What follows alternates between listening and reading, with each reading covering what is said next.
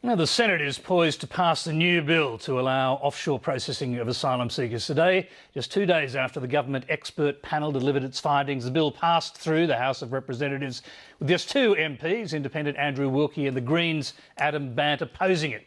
But passage of the legislation, which the government hopes will eventually take the heat out of the asylum seeker issue, has hardly been painless for Labor. We're joined now by our political correspondent Tom Ingleton. Tom, a tough debate for Labor MPs. One said it was like chewing broken glass, but yet it will still go through the Senate.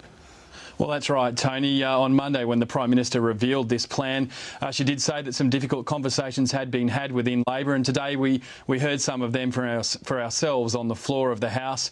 Melissa Park, a former human rights lawyer, said that being cruel to be kind wasn't necessarily something that worked. She eventually abstained from the vote, as did actually a Liberal member, Judy Moyland, who people might remember in 2006 crossed the floor.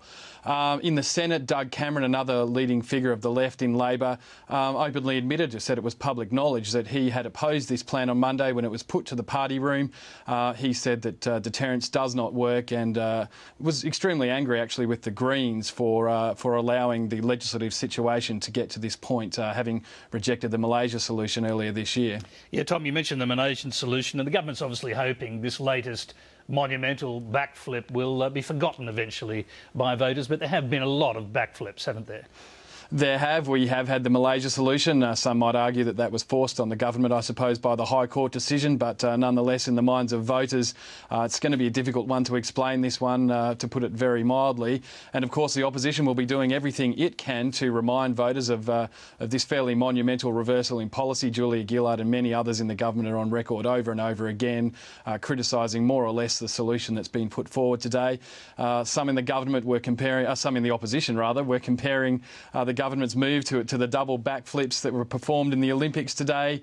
Others were saying it was time for the iron fist and enough with the soft touch. I would expect plenty more of that to come in more days and weeks ahead. OK, what's happening on the ground in Manus Island and Nauru? Because the army is supposed to be heading there quickly to set up kind of tent cities. How quickly will that happen? We're still being told it's full steam ahead. Details are a bit scant on exactly what's being planned there. The only thing that we've been told sort of more detail on today is that some of the soldiers in these reconnaissance teams that are being sent to Manus Island and Nauru will be equipped with video cameras. They'll be taking some shots, I suppose, of the facilities there. That's to be uploaded to YouTube and used in a multimedia video campaign aimed at the refugee community here in Australia and overseas, to try and get that deterrent message out there as quickly as possible. OK, Tom, we'll leave you there. Thank you very much. Thanks, Tony.